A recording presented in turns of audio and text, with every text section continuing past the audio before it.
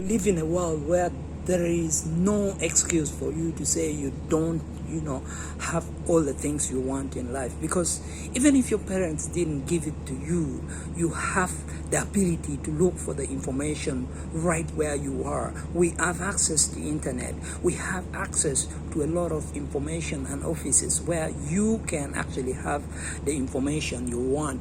So you have no excuse.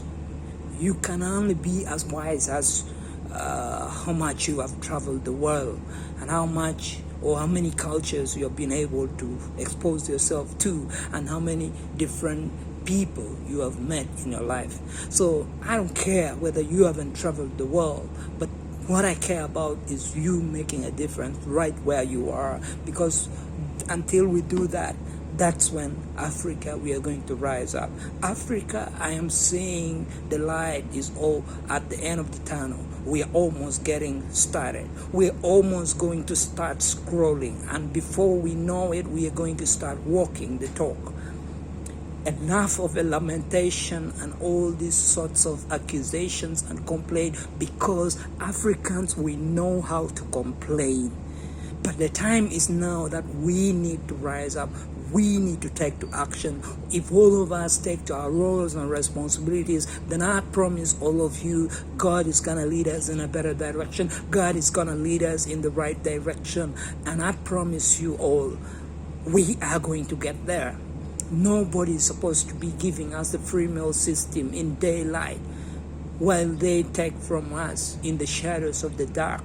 For how long shall Africa be on the receiving end, not on the giving end? For how long shall the leadership and all the people across African continent think that we cannot do it as the people?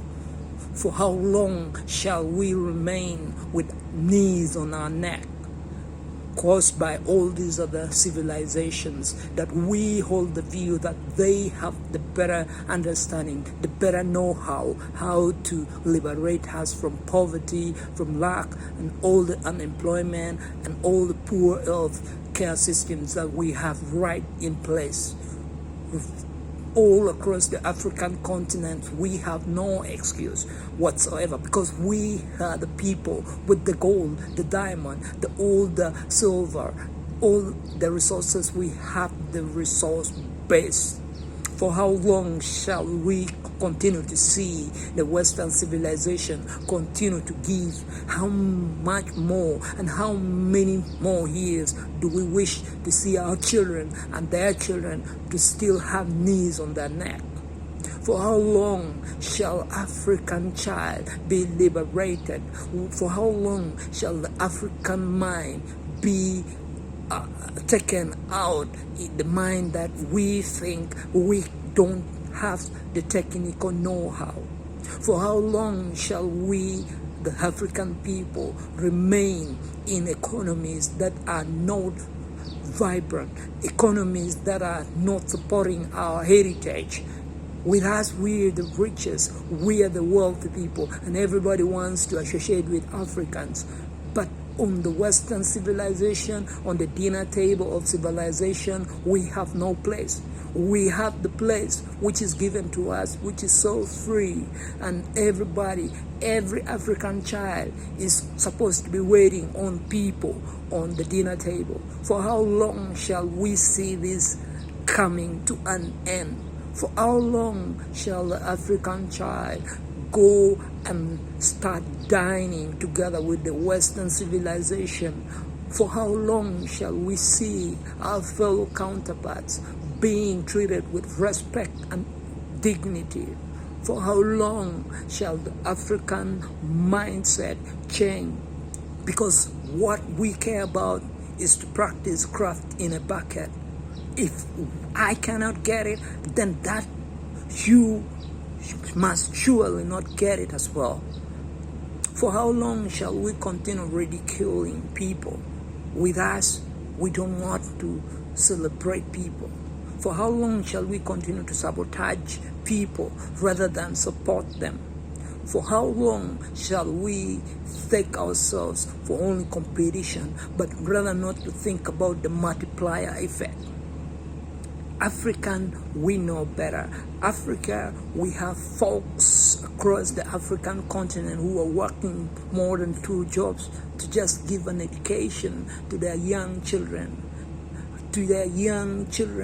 Across the African continent. For how long shall we continue to retreat, not only with an open border with our neighbors, and we still see from the ends of Morocco down to South Africa, trade not being eased up?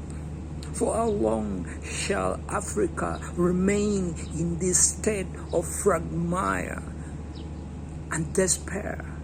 For how long shall African leaders and heads of state, business leaders see and take to the fact that we can trade with each other for free? For how long shall we continue to see the U.S. making goods in Florida and delivering it in Texas, Houston, and delivering it to California free of charge? They don't levy tax which do not count like us Africans. For how long shall the leadership not try to revive and try to think about what our African Union spoke about in Ethiopia, Addis Ababa? They knew better. They wanted us to come together and unite. And before we unite, if we take it long to ourselves, then I promise you, all of us, we are going to be recolonized. That is the sad news I have for you. Think about the life of your children and my child 100 years from now. If we don't take to action, if we don't collaborate, if we don't work together to open borders and start trading easily with each other, then I promise you, Africa, we are not going to make any step further in the direction of civilization. It's not lost on me that civilization started right in Africa, in Egypt. It is not lost on me that Africans are working across the diasporas, if not in USA, China, if not China, then in the UK. They are the ones running these vibrant economies. If not in the health care department, they are on the transport network. If not in the banking system, they are in the business world, trading and making favorably good impact in the economies of the already developed nations. Whereas we can think that we can bring a Florida right in Africa, in Uganda. Whereas we think that all of us are supposed to be in prayers, fasting, and sure, in Africa we have all the prophets and religious leaders, but we can't accept the fact that hard work can deliver us from the troubles that we have. If we have pastors and religious leaders who think of depriving their congregations to buy big cars and cruise and take away people's women, then we are not going to get off the hook that is right on our neck. So, lamentation is not going to help us. Let's work together to build bigger, stronger economies that we can stand on our own, to see to it that we develop ourselves together. We see the fact that Africa can do better. Africa, we know better.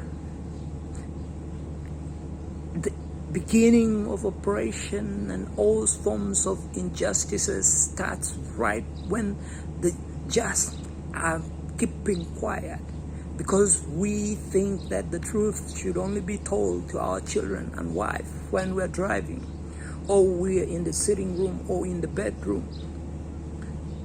For how long shall we, in the public gatherings, continue to speak things that people would love to hear, whereas we avoid the fact that the hard truth should be known to them? This is my prayer for Africa. If all of us take to our roles and responsibilities, then I promise you God is going to lead us in a better direction. I appreciate you all. Thank you.